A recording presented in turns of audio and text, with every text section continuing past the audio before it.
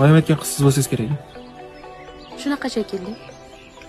Endi anga gapiradigan bo'laman. To'ydan keyin o'qimaysiz, ishlamaysiz, har xil joylarga aylantirishga borishga vaqtim yo'q. Uyda faqat oyimga qarab, bolalarga qarab o'tirasiz. Rozimisiz?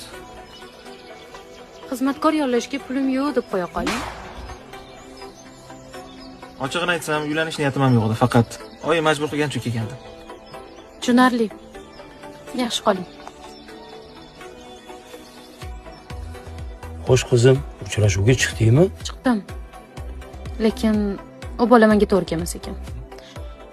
Unga turmush o'rtoq emas, xizmatkor kerak ekan. Xudo xolasa o'zingni tenging chiqadi. Menga baxtli bo'lsang bo'ldi. Xullas, men biznesmen odamman. Menga bemalol rozi bo'lsangiz bo'ladi. Sizni hech narsadan kam qilmayman. Uy, joy, mashina, faqat komandirovkalarim ko'p. Uyda oyimga qarab o'tirsangiz bo'ldi.